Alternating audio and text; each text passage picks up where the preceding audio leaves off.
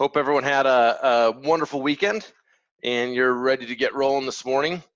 So to lay the foundation for our conversation today, I wanted to do just a quick overview of what we've covered so far, because the thing we have to remember is while each one of these things that we're talking about is a fundamental, all of these fundamentals play together. So any professional athlete, they can't be just good at one of the fundamentals. They've got to have a handful of fundamentals that they're good at that are all playing into each other.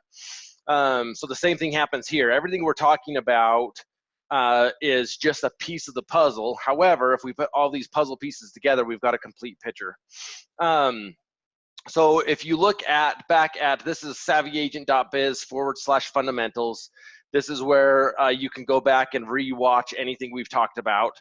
And it gives you a quick summary of the items and the topics for those weeks. So week one is we got some clarity on our CGI conversation, our career growth initiative conversation of understanding if we want to make X amount of money, we worked it backwards to understand how many closings we needed, how many contracts we needed, how many appointments we needed, all the way back to how many people we needed to be adding to our database to make that happen. Week two, we then focused on time blocking. This is something that a skill that all of us need to be better at, of understanding for us to reach our goal, we need to make sure that our calendar matches that goal. So going back, deconstructing our calendar and reconstructing our calendar in a way that matches our goal. Week number three, we talked about lead generation and specifically how to break down and make lead generation easier and take away the thought process of I don't know what I'm doing when I'm lead generating, or utilizing our lead generation time to get ready to lead generate. So we talked about that and got some clarity on how to better utilize our lead generation time blocking. Week four, last week, we talked about how to maximize our lead generation by really creating systematic follow-up using the 8x8s and the 33 touch in our CRM, and making sure that we have those in place, and how critical it is to have those in place to really capitalize on the follow-up, because it's not just lead generation, it's lead jello, which is lead generation mixed up with great follow-up. So today is going to stack onto this conversation. One of the things that I'll touch on real quickly before we jump into this conversation today is the concept of learning for learning's sake versus learning for doing's sake. So here we are, we're rolling into week 5. The question I'd ask each one of you guys that have plugged into this and watched these fundamentals is, have you been plugging in and learning for learning's sake, or have you been plugging in and learning for doing's sake? Meaning, have you taken specific action in relation to every one of these fundamentals in the week that we learned it and try to create a habit around it? So looking back at these items here, have you increased your grade on every one of these? So specifically with time blocking, have you taken some actions to better time block your calendar? Are you better utilizing your lead generation time? Are you now making an effort to utilize your CRM and systematically follow up with your people? So if you're not already doing those things, and you're obviously back to watch week number 5, you're finding value in the conversation. I would hope that you're implementing those, and it may not be perfect yet, but there's a process of implementation there. So here we are just finishing the first week of April. So April is 1/4 of the way done. Every Monday with my teams, I get together and we have what we call our wildly important goal meeting, which is our WIG meeting, and we go over our 4 conversations. So if you remember from week 1, we went over our 4 conversations and we put together our goals. This is a sample of goals I put together. And we'd go through and say, where are we in our 4 conversations? So I challenge you guys to do that today with your 4 conversations, to look at it and ask, okay, has any profit showed up in April? How about closings? Listings taken, how many listings have I taken so far in April, and how many appointments have I gone on?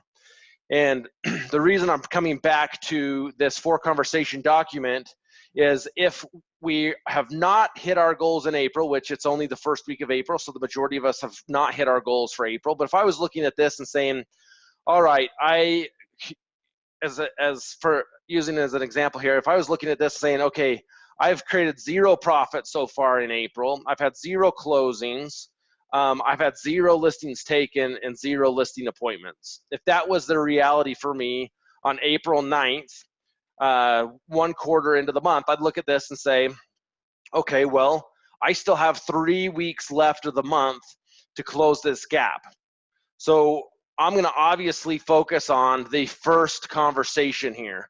It does me no good at this point in the game to focus on the profit piece of this, because I need appointments. I need people to talk to. I need to take listings. So the tool that we're going to talk about today, the fundamental tool that we're going to talk about today, is the pipeline tool, because that is exactly where I'd be able to go at this point to say, how am I going to close this gap? How am I going to create the listings taken that I need in April? Who am I going to talk to? Who are the people most likely to sign a contract with me in this month to make me hit my goal of 2 listings taken in the month of April? So if you look back and remember the, let's see here, right here, the CGI tools and the way they flood into each other, one of these tools is the pipeline tool. So if you go to the Career Growth Initiative, KW Connect, go under the Growth tab to Career Growth Initiative. Underneath here, you can see this is, remember, this is, we talked about this in the first week. This is where you implement your appointments and so forth. But down below here, you have the ability then to download the pipeline tool. And I'm going to show you the pipeline tool today in 2 different formats. Let me start with this one. So this is the pipeline tool, exactly how it's downloaded from KW Connect. Now, this is a great tool. I'm going to show you a couple modifications that I've made to it that I think are going to make it a little bit more user-friendly. But again, the key here is to utilize a pipeline. Now, remember, it's not your CRM or a pipeline, it's your CRM and a pipeline. Because the way to make a pipeline a powerful tool is to only have people on your pipeline that are actually progressing towards a contract, or that you have on your radar of someone that has a need within the next several months. The people that do not belong on your pipeline are people that you're going to be following up with over the next several months, 6+ months, because they maybe will need you at some point. Those people go on into your CRM and your drip campaigns, and depending on whether they're an A+, A, B, C, is depending how often you're following up with them. The idea with the pipeline is to keep this very clear. It's a tactical sheet of who is most likely to give me business within the next several months. So you can see, I'm going to just quickly review the one provided by KWRI, and then I'm going to show you a couple modifications I've made to it. If you want to utilize this one, you can download it directly from KW Connect. If you want to utilize the one that I've made some modifications to today, then I'm going to have that included on the savvyagent.biz/fundamentals. Underneath this video, you can click on that and download the one with the modifications. So you can see on the pipeline tool, it's got a listings tab, and a buyers tab. So you can separate who you're talking to that is a potential seller or a potential buyer. Now, the nice thing about this is it has an appointment date, address, name, contact information, next step, notes, and then a rating system. Now, all those things are important, but the one that I modified has a couple more columns in that I think are important. So this is the one that I've modified, and I've switched the ordering of things on it. So you can see here on the listing pipeline, we still have the name, but now to me, the name is the first thing we're gonna get from this person. Contact information. The goal is to get an appointment, right? So I want to get an appointment with that person. What is the address? I also want to track what is the lead source, because one of the things we've talked about in our lead generation fundamental is depending on the lead source may depend on what is the likelihood of me getting the contract. I may have a higher likelihood of getting the contract if that lead source is a referral for my SOI other than a web lead. So I want to be able to have a quick snapshot of where did that lead source come from. The other one I added here is, did I start a drip campaign? Is this person currently running on a drip campaign? because I want to know for certain that which drip campaign and which touches they're going to get. So when I am reaching out to have additional follow-up conversations, I can make reference to the drip campaign and the value that's being sent to them systematically. Next step here is I can type in what is my next course of action, any notes that I think is relevant to that contact, and then the rating. Now the thing I like about the rating here is if we put in it's rated on a scale of 1 to 10. And the way that I recommend using this is exactly how KWRI trains on the pipeline tool. Is a 10 is somebody that's looking to make a move within the next 30 days, the next 1 month.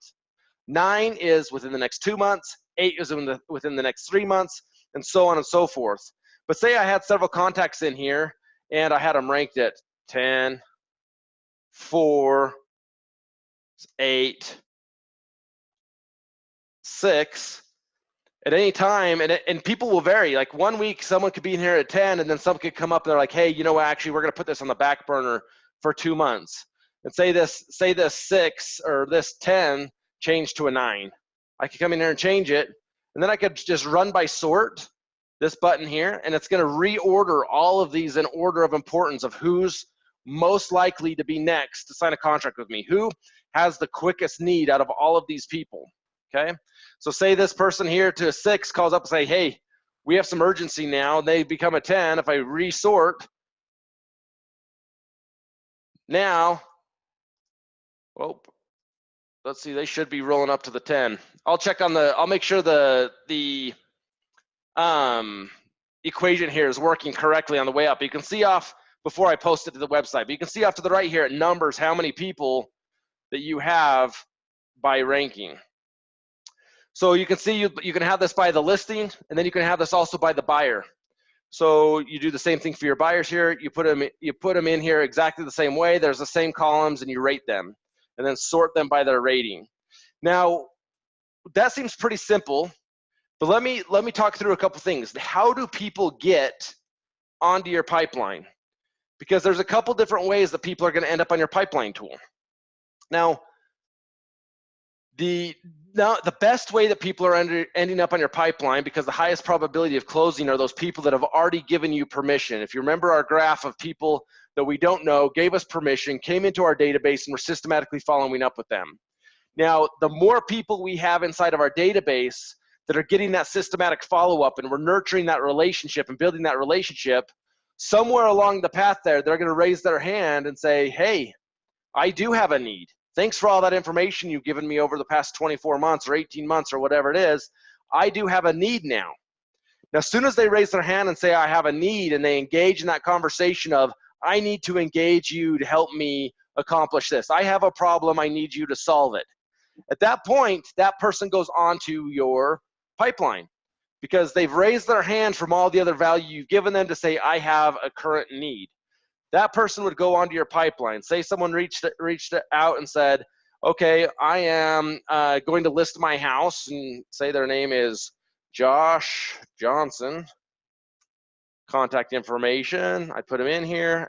So I'd set up an appointment date whenever I'm going to go meet them so I can keep track of when I'm meeting them. Put in their address. This is my SOI. They're currently on my 33 touch. And then I'm going to start them on 8x8 seller because they just said that they want more education on being a lister in today's market. My next step is prepare listing presentation. And then whatever notes I want to put in here. And now they said, hey, we're probably 2 months out. I'm going to switch them to an 8 and have them on here. So that's one way that's the best way that someone's going to end up on your pipeline, because if they raise their hand for my SOI and said, hey, I'm ready, we need to have a conversation, my likelihood of getting that person across the finish line is very, very high. The other ways that people get onto your pipeline report could potentially be, they could potentially get onto your pipeline report before they even get into your CRM. Now, that's the trick here, is they could either come back from your CRM onto your pipeline, or you may connect with somebody first and put them on the pipeline before they even get into the CRM. An example of this would be if someone from my SOI called me and said, hey, I was at a family party this weekend. My aunt's looking to sell. I told her all about you.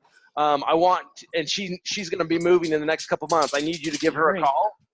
Well, at that point, let me see if I got someone here that I can mute. Someone's making some noise. Let's try this one. At that point, we want to make sure that we get them on the pipeline because we're targeting them. But I don't have all the information yet to put them on a drip campaign. And even if I did, even if they said, hey, here's her email address, here's her phone number, I am not going to just randomly drip on this person because that's going to immediately tarnish the relationship before I had a chance to connect with them, okay? So here I'd put in Susan, whatever contact information I did have. I don't have an appointment date set yet. I don't have an address yet because they just told me about her. Lead source, referral. And then I don't have her on a drip campaign yet because we haven't had a conversation. And call to meet. So is my next step. She told me that she's probably 3 months out, so I'm going to put that as a 7. And now I know I've got this becomes a game. I need to fill in the rest of the information because the more information I have on here, the higher the likelihood it is that I'm going to close that into a contract. So now Susan becomes a contact for me. Now, when I do make the contact with her and I do have a good conversation with her, remember my 2 primary objectives in those conversations is number 1, set up an appointment. Number 2, get permission to follow up. So if she's saying that she does have a listing need, I'm going to say, oh, great, awesome. I'm looking forward to our meeting that we just set up on 4/19/18. And by the way, I'm just going to send you over some information beforehand to help educate you on the selling process before we meet. What's your email address? I'll get her email address and put it in here. And then I'm going to say, awesome, I'm going to start you on the 8x8 seller campaign. Okay, so that way I have them all in here. And then this person goes into my CRM immediately because I just had the conversation, I got permission. Now they belong in my CRM as well as my pipeline report. So those are a couple ideas. If I meet someone at an open house, same thing. They're going to go on here at the same time they go onto into my CRM. Now, that's how people get onto the pipeline, but it's just as important to clean out your pipeline as it is to add people to your pipeline. Because if I had 100 people on this list because I've had conversations with 100 people over the last several months about listing their homes, now if the ones that are really, really on fire, those really hot leads now become lost in the mix of all these other leads because I'm optimistically leaving them on my pipeline. Now, I love that we're in an industry where the majority of us are very optimistic people, but sometimes our optimism comes back to bite us in the butt because we are diluting our leads on the pipeline by only keeping the people that are really engaged in the conversation on the pipeline. So let's say Susan, I have an incredible conversation with her. We're progressing down that path. We're having great conversations. I went and had a great listing appointment with her. She says, great, I'm going to use you. We just have to make sure the job transfer comes through before we sign any paperwork, blah, blah, blah. So say at some point we keep having that conversation. She starts to go cold. And then all of a sudden she's like, hey, you know what? We don't even know if the job transfer is coming in anymore. It could be a year from now or whatever it is. We want to use you when it's time, but we don't know when that time is. I'm going to keep her on the list for maybe a month or 2 until she verifies that, hey, we have no clue when this is going to happen. At that point, I'm going to take Susan off the pipeline report, and I'm going to let my CRM do the work. The reason most people leave them on the pipeline report and don't shift them over to the CRM is because they don't have confidence that their CRM is going to do its job of following up on a regular basis. And if you didn't set up your CRM appropriately, it won't do that job. But if we have the 33 touch and the 8x8 campaign in there, then we know that it's going to do its job. And at some point, they're going to re-raise their hand to say, hey, it's time for me to go back on your pipeline report. So what I would do with Susan, if that was the conversation, is I'd come in here, I'd take Susan off of my pipeline report, I'd go back into my CRM, and I'd create myself a reminder 6 months from now. Hey, call Susan and see where they're at with the job transfer and see if they belong back on the pipeline. So I'd make myself a note. That way, I don't have to think about Susan again unless Susan raises her hand or my CRM says, hey, Marcus, it's time to call Susan again, see where she's at. And me not having to think about Susan for 6 months, guess what that gives me the ability to do? I now get to focus more of my effort on the people that are on my pipeline that are more likely to close, more likely to sign a contract with me. If Susan and several other Susans are on my pipeline report, I may ignore Josh because I've got so many people on this list that I can't follow up appropriately with all of them with the intention of getting them across the finish line. And I might finally get around to calling Josh and be like, Josh, it's me again. I know it's been 2 weeks, but I'm excited about listing your house. And he'll be like, hey, sorry, you kind of disappeared. And my neighbor actually knocked on my door and told me he was a real estate agent. And I actually just listed with him. I signed last night. Worst call ever. But we've all been there. So that is the trick with having a pipeline that we're looking at every single day and asking ourselves the question, who is it that is most likely to get across the finish line? And if we look at our pipeline, if we're looking at our 4 conversations, and we're saying, awesome, okay, I need 2 listing appointments to take 2 listings by the end of the month. Here we are, the 9th of April. Okay, first place I'm gonna go is I'm gonna go to my pipeline tool. I'm gonna look at, not this pipeline tool, I'm gonna look at the other pipeline tool right here. If this was my actual pipeline tool for April, I would look at this and say, okay, well, I need 2 listings and 2 listing appointments. And let's say that Susan really is not till 5/15, 9/18. Okay, so she's a month out before I get to go meet with her. So I'd look at this and say, okay, if I know that I've got to hit 2 listing appointments, and on my pipeline report, I've only got 1 appointment scheduled right now, I need to go find more people to put on my pipeline. So now this becomes a game to say, okay, my pipeline does not match my goals. My calendar matches my goals, but my pipeline does not. What does that trigger me to need to go do? Increase my lead generation, okay? So I need to make sure that I can capitalize on my lead generation time. And if I come up to an appointment in my calendar that I don't have already scheduled for an appointment, guess what I got to use that appointment time for? Additional lead generation. Because a healthy pipeline tool, enough people on your pipeline would mean that when you're looking at your 4 conversations, it's an easy conversation to say, awesome, 2 listing appointments. I know exactly where those are going to come from because from my pipeline tool, I know I've been in conversation with these people for several months. And right now, Sam, the seller, I've been talking to for 3 months. He told me April's the month, so we're gonna go close that deal this month. Whatever that is, the pipeline tool is gonna drive that, and we need to be looking at our pipeline tool daily. So here is the challenge for today, and then we're gonna open it up for any questions people have on how to utilize this tool. The challenge for today is this. Number 1, quickly go back for the previous 4 weeks and give yourself a grade. How are you doing? Because the truth is you're not going to have confidence in the pipeline tool if your CRM is not set up to do the follow-up it's intended to do so that you can focus on the pipeline tool. So give yourself a grade on all 4 weeks up to this point and ask yourselves the question, what needs to happen today for my calendar to match my CGI, my lead generation to be better time, my lead generation time to be better spent, and my CRM to be set up to do what it's intended to do and systematically follow up with my people and nurture those relationships. And then lastly, download this pipeline report and get everybody you're in conversation with on either a listing side or a buyer side onto the pipeline and rate them realistically. Put your optimism on the side for a minute and ask yourself the real question, like, realistically, where am I with these people? What are the chances of me getting them across the finish line? And when is that going to happen? And if you don't know, I'd have the conversation with them. Say with Susan Seller here, I didn't know, we had a great conversation, but I didn't know her timeline.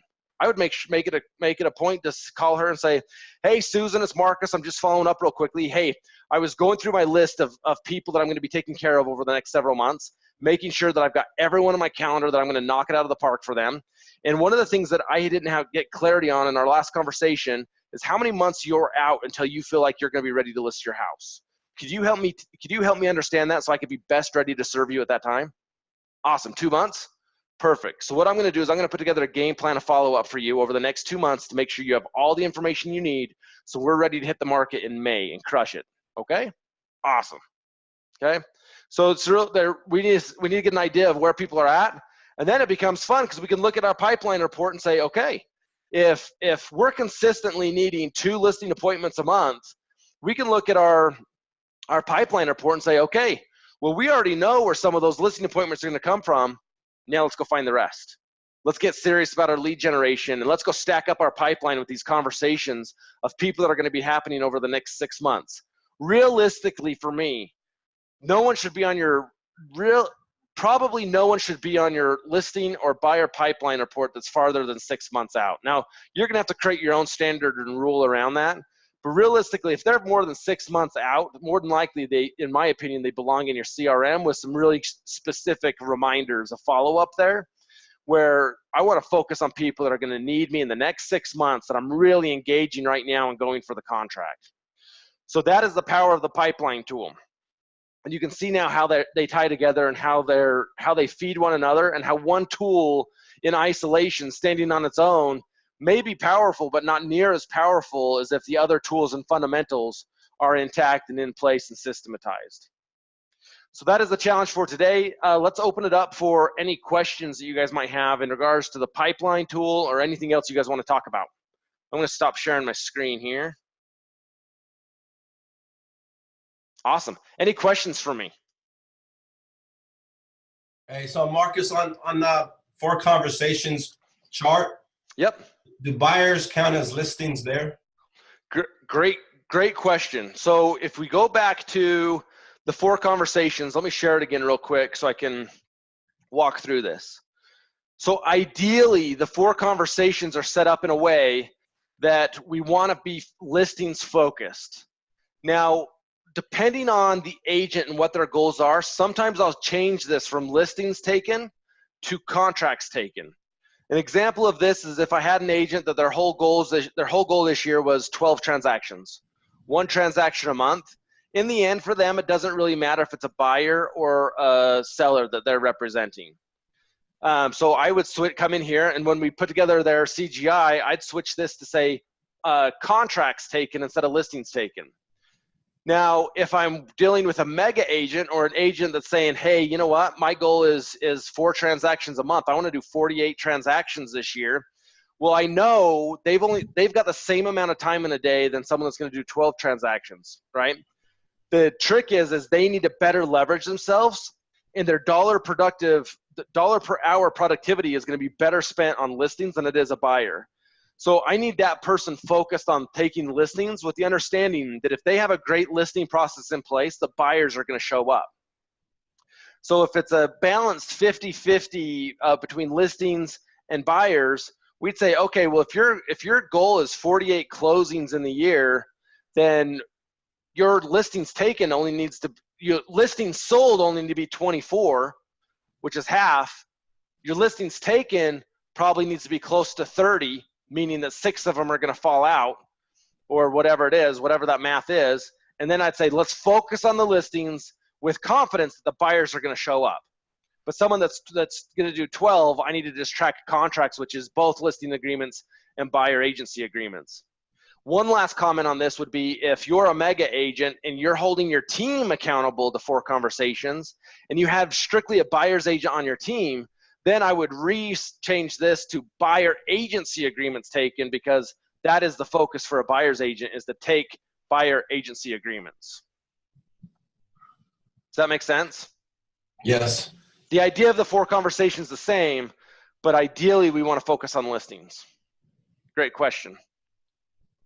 What other questions do you have for me? See, we got a chat come in. Just want to make sure this isn't, does a buyer broker count as a listing? Oh, that was from you, Scott. Double question. The written question and the verbal question. Okay, awesome. Well, if there's no other questions for me, appreciate you guys being on.